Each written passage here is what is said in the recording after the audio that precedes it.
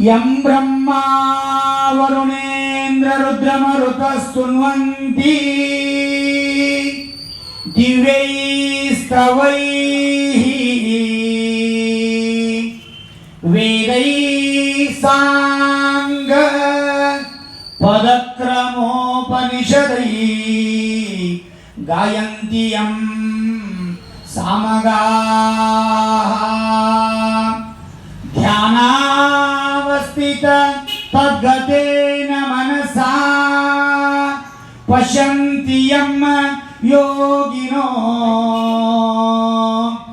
ಯಸ್ಯಾಂ ತಂ ನ ವಿದುಃ ಸುರಾಸುರಗಣಾಃ ದೇವಾಯ ತಸ್ಮೈ ನಮಃ ಪೂಜ್ಯಾಯ ರಾಘವೇಂದ್ರಾಯ ಸತ್ಯಧರ್ಮ ರತಾಯ ಚ ಭಜತಾಂ ಕಲ್ಪವೃಕ್ಷಾಯ ನಮತಾಂ ಕಾಮಧೇನವೇ. ಬೆಳಗಿನಿಂದ 6 ಗಂಟೆಯಿಂದ ಮಧ್ಯಾರಾಧನೆಯ ಕಾರ್ಯಕ್ರಮ ಬಹಳ ಉತ್ಸಾಹದಿಂದ ಎಲ್ಲ ರಾಯರ ಭಕ್ತರು ಅತ್ಯಂತ ಉತ್ಸಾಹದಿಂದ ತಮ್ಮ ರಾಯರ ಸೇವೆಯನ್ನು ಮಾಡಿಸಿಕೊಂಡಿದ್ದಾರೆ.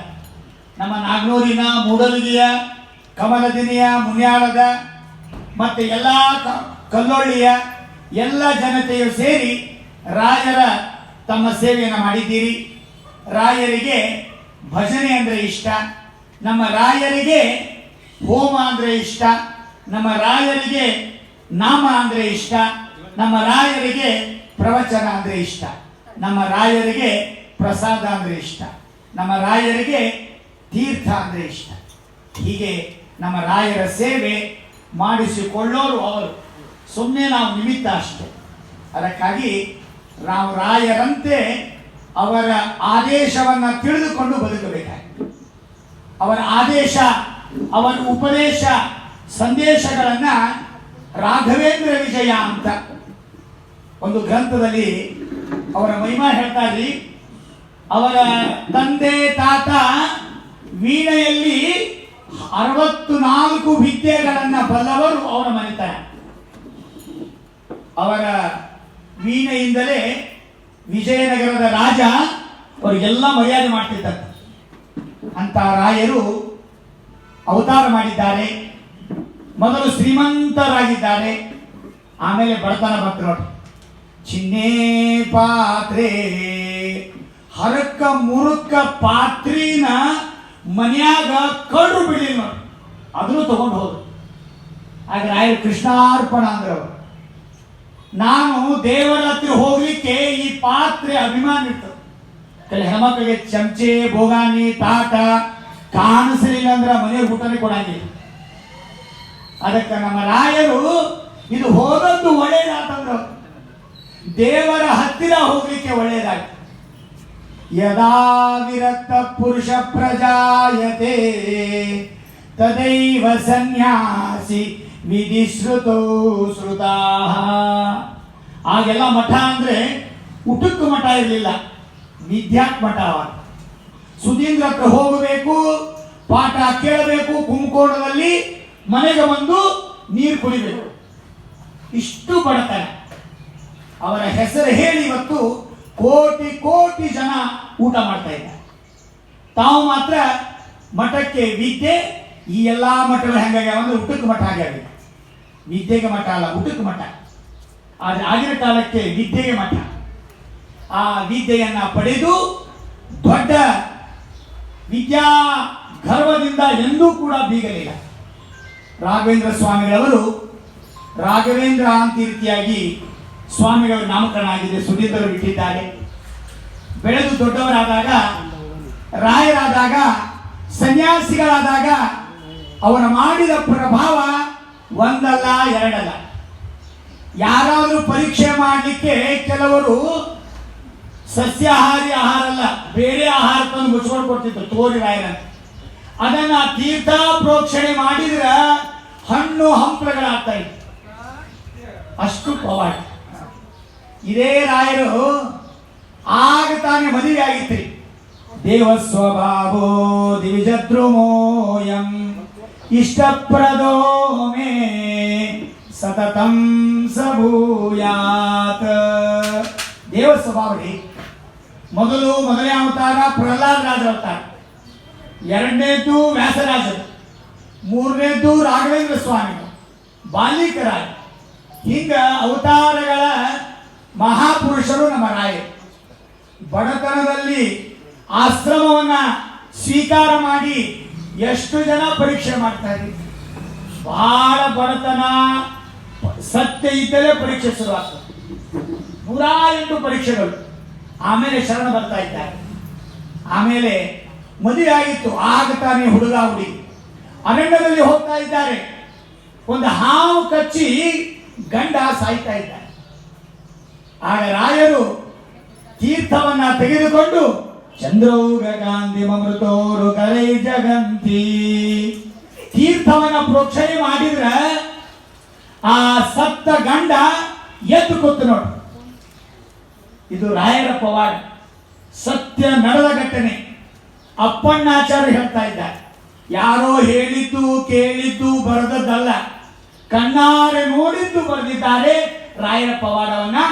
ಅದೇ ಒಂದು ದಿವಸ ಒಂದು ತುಂಬ ಗರ್ಭಿಣಿ, ಆಗ ತಾನೇ ಹೆರಿಗೆ ಆಗಬೇಕಾಗಿದೆ.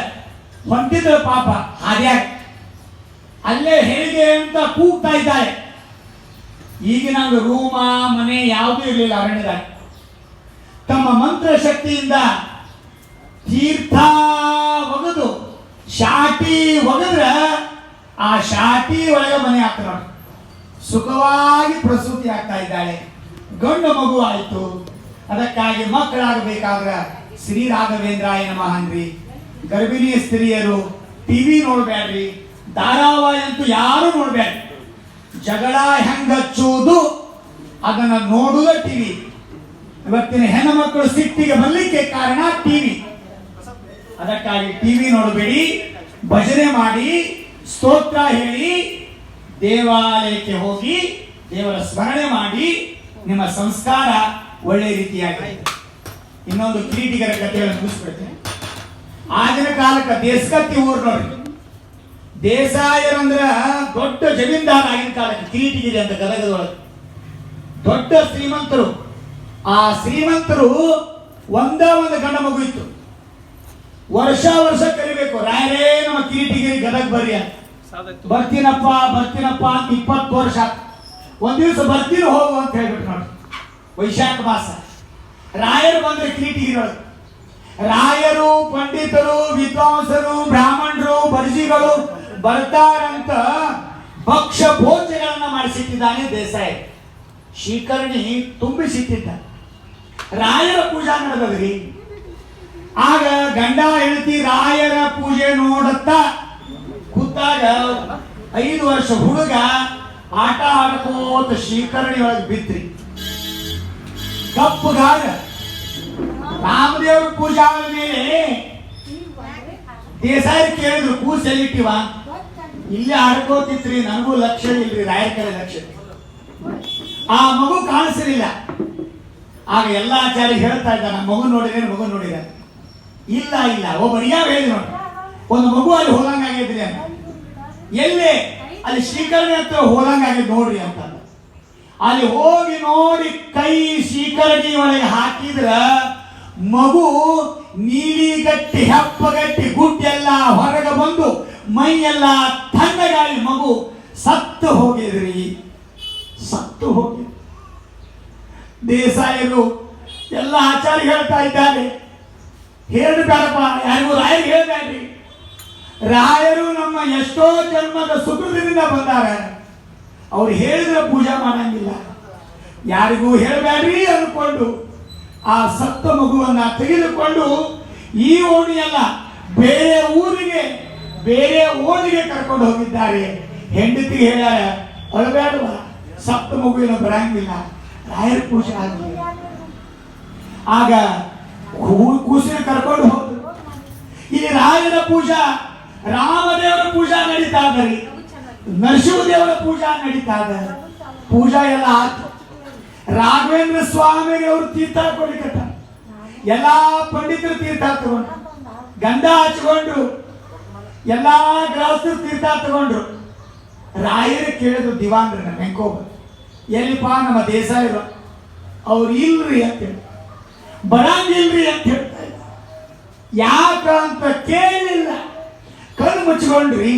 ದೇವ ಸ್ವಭಾವೋ ದಿವಿಜದ್ರುಮೋಯಂ ಇಷ್ಟಪ್ರದೋ ಮೇ ಸತತಂ ಸಭೂಯ. ಕಣ್ಣು ಮುಚ್ಚಿಕೊಂಡ್ರಿ. ಮಹಾಜ್ಞಾನಿಗಳು ಕಣ್ಣು ಮುಚ್ಚಿಕೊಂಡ್ರ ಗೊತ್ತಾತವ್ರು, ಮಗು ಸತ್ತದ ಅಲ್ಲಿ ಹೋದ್ಯಾರಂತ ಗೊತ್ತಾತ್ರ. ತೀರ್ಥವನ್ನು ಹಿಡಿದುಕೊಂಡು ಗಂಧ ತುಳಸಿ ತೆಗೆದುಕೊಂಡು ಆ ದೇಸಾಯರ ಇದ್ದ ಸ್ಥಳದೊಳಗ ತಾವೇ ಹೋಗ್ತಾ ಇದ್ದಾರೆ. ಚಂದದಿ ಕುಂದನ ಮುಕುಟವ ಧರಿಸಿದ ಸುಂದರ ನೀತ ಯಾರಕ್ಕ, ತಂದೆಯ ಅಗಹರಿದು ನರಹರಿಯ ತೋರಿದ ಪ್ರಹ್ಲಾದರಾಯ ಕೆಳತಂಗಿ, ಇವ ವ್ಯಾಸರಾಯ ಕೆಳತಂಗಿ, ಇವ ಪರಿಮಾಣಾರ್ಯ ಕೆಳತಂಗಿ, ಗುರು ರಾಘವೇಂದ್ರ ಪ್ರಿಯಂತ್ಯಂಬೋ ಯತಿಕುಲ ತಿಲಕ ಕೆಳತಂಗಿ. ರಾಘವೇಂದ್ರ ಸ್ವಾಮಿಗಳು ತೀರ್ಥ ಗಂಧ ಎಲ್ಲಾದ ತೆಗೆದುಕೊಂಡು ಹೋಗಿ ಇನ್ನೇನು ರಾಯರ ಬಂದು ಕಾಣಿಸ್ತೀವಿ ದೇಸಾಯರಿಗೆ ಎದ್ದು ನಿಂತರು. ದುಃಖದ ಕಟ್ಟಿ ಒಟ್ಟಿಸಿ ಹೊಡೆದು, ಸ್ವಾಮಿ ನನ್ನ ಮಗ ಸತ್ತು ಹೋಗ್ಯಾನ್ರಿ ಅಂತ ಅಳ್ತಾ ಇದ್ದಾರೆ. ಪಾದಕ್ಕೆ ಬಿದ್ದು ದೇಸಾಯರು ಅಳುವುದನ್ನು ನೋಡಿ ರಾಘವೇಂದ್ರ ಸ್ವಾಮಿ ಹೇಳ್ತಾ ಇದ್ದಾರೆ, ಅಳಬ್ಯಾಡು, ನಿನ್ನ ಮನೆಗೆ ಯಾರು ಬಂದಾನ? ರಾಮ ಬಂದಾನ, ಮುಖ್ಯ ಪ್ರಾಣ ಬಂದಾನ. ಪ್ರಾಣ ತೆಗಿಲಿಕ್ಕೆ ಬಂದಿಲ್ಲೋ, ಪ್ರಾಣ ಕೊಡ್ಲಿಕ್ಕೆ ಬಂದಾನ ಅಂತ ಹೇಳ್ತಾನೆ. ಆ ರಾಮದೇವರ ಗಂಧವನ್ನು ಹಿಡಿದುಕೊಂಡು ಆ ಧನ್ವಂತ್ರಿಯ ಮಂತ್ರವನ್ನ ಹಿಡಿ. ಚಂದ್ರೌಗ ಕಾಂತಿ ಮಮೃತೋರು ಕರೈ ಜಗಂತಿ ಸಂಜೀವಯಂತಮೃತಾತ್ಮ ಇಲೈಜಗೇಶಂ ಧನ್ವಂತರೆಂಗ ರುಚಿ ಧನ್ವಂತರೇರಿತರು. ಹಿಂಗ ಧನ್ವಂತರಿಯ ತಪಸ್ಸು ಮಾಡಿದ, ಧನ್ವಂತರಿಯ ಸ್ಮರಣೆಯನ್ನ ಮಾಡಿ ಆ ಗಂಧವನ್ನ ಹಚ್ಚಿ ಮಗುಗೆ ತೀರ್ಥವನ್ನ ಪ್ರೋಕ್ಷಣೆ ಮಾಡಿದ್ರ ಆ ನೀಲಿಗಟ್ಟಿ ಹೆಪ್ಪಗಟ್ಟಿ ಅತ್ಯಂತ ಗುಡ್ಡಿ ಎಲ್ಲ ಹೊರಬಿದ್ದಿರ್ತಕ್ಕಂಥ ಮಗು ಚಟ್ ಅಂತ ಎದ್ಕೂತು ನೋಡಿ. ದೇವರ ಪ್ರಭಾವ, ರಾಯರ ಪ್ರಭಾವ ಅಂದ್ರೆ ಪ್ರಭಾವ. ಸತ್ತ ಮಗು ಎದ್ದು ಕೂತು. ಆಗ ದೇಸಾಯಿ ಹೇಳ್ತಾ ಇದ್ದಾರೆ, ನನ್ನ ಮಗುವನ್ನ ಬದುಕಿಸಿದಂತಹ ರಾಘವೇಂದ್ರ ಸ್ವಾಮಿಗಳವರಿಗೆ ನನ್ನ ಎಷ್ಟು ಆಸ್ತಿ ಅದಲ್ಲ, ಅರ್ಧ ಆಸ್ತಿಯನ್ನ ಆ ಚಂದ್ರಾರ್ಕ ಸೂರ್ಯ ಇರುವವರೆಗೂ ನಾನು ಅರ್ಧ ಜಾಗ, ಅರ್ಧ ಜಮೀನ, ಇಡೀ ಭೂಮಿಯನ್ನ ನಾನು ಕೊಡುತ್ತೇನೆ ಎಂದು ಬರೆದು ಕೊಟ್ಟಾರೆ. ಇವತ್ತೂ ತನಕ ಮಂತ್ರಾಲಯದಾಗ ಆ ಪತ್ರದಲ್ಲಿ. ಅದಕ್ಕಾಗಿ ನಮ್ಮ ರಾಘವೇಂದ್ರ ಸ್ವಾಮಿಗಳವರು ನಾವೆಲ್ಲಾ ಸಂಸಾರದೊಳಗ ಉಸುರಗಟ್ಟಿ ಏನೇನೋ ಆಗೀವಿ, ಆ ಉಸುರಗಟ್ಟಿ ಮರಣವನ್ನು ಹೊಂದಿದಂತ ನಮಗೆ ನಾವು ಬದುಕಬೇಕಾಗಿದೆ. ಅದಕ್ಕಾಗಿ ಆ ರಾಯರು ಆರಾಧನೆ ಶಕ್ತಿ ನಮ್ಮ ಮೇಲೆ ಆಶೀರ್ವಾದ ಸದಾ ಇರಲಿ ಅಂತ ಹೇಳ್ಕೊಟ್ಟು ಈ ಪ್ರವಚನವನ್ನು ಮುಗಿಸ್ತೇನೆ. ಇಷ್ಟೇ ಸಾಕು. ಶ್ರೀ ಕೃಷ್ಣಾರ್ಪಣಮಸ್ತು. ಲಕ್ಷ್ಮೀ